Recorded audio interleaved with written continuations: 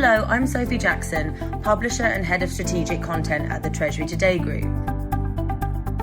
Our world is in constant change. Corporate business models are having to adapt in order to stay ahead, pushing Treasury to the forefront of their financial transformation. Throughout the course of 2019, Citi and the Treasury Today Group have been working together to bring the voices of leading corporates in Asia to you in a new dynamic video-based content series, Treasury Dialogues. This has allowed us to explore a range of essential topics that are affecting businesses and their treasuries across the world. As with all of our content, we aim to get right to the heart of the Treasury debate, shining a light on the major issues affecting our industry and offering insight into how global change can be managed. Michael Fay, Board Secretary and Chief Strategy Officer at OneConnect, the fintech arm of the Pinhang Group, gave us his thoughts on the major problems that many treasurers face. The challenge is always on people, on talent.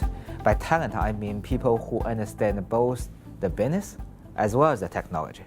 You can find people who has very good knowledge about the technology, understand the blockchain, understand the biometric recognition, etc. And you can have people who understand the business very well. But to do this, you actually need to combine these two together. You need someone who understands both the business while can use the latest technology to solve the business issues. So this is actually the biggest challenge of us, to find appropriate people who can help us using the latest technology while to solve the real business issues. Sophie Yang, Regional Treasurer Asia Pacific at Henkel, spoke to us about how the business has faced many of these challenges. Well, I think we all know that net working capital is composed of accounts receivable, accounts payable, and inventory. To me, I think it is sometimes very challenging for multinational companies to effectively manage the accounts receivable in different markets, because this is more of a customer payment behavior which is not fully under control by us as the seller. For example, in China, bank acceptance draft is a very common payment instrument, especially for those industrial customers who are more likely to settle their payment to us in the form of BAD so as to extend their payment term to us. And this would definitely deteriorate our net working capital. Chu Shuzi, Senior Vice President CFO at Xiaomi, explained how efficiency in Treasury is key. We have a very diversified portfolio. Our access to capital is much more efficient than a lot of our partners. And this could be ecosystem companies that we incubate. This could also be our supply chain partners.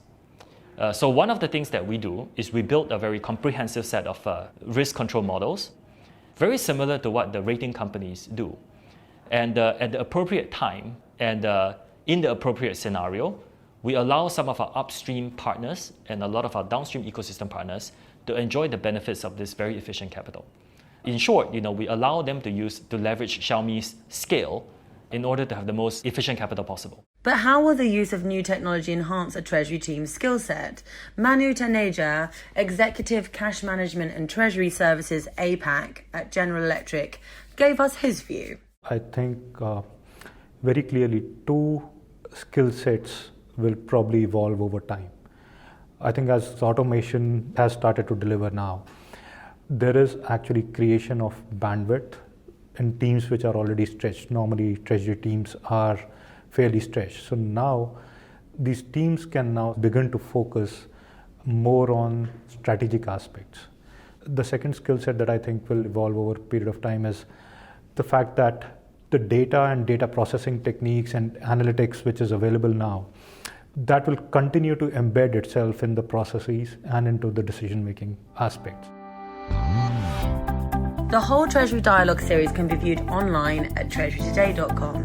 From infographics and articles to video interviews, this series really is a must-watch for every Treasury professional.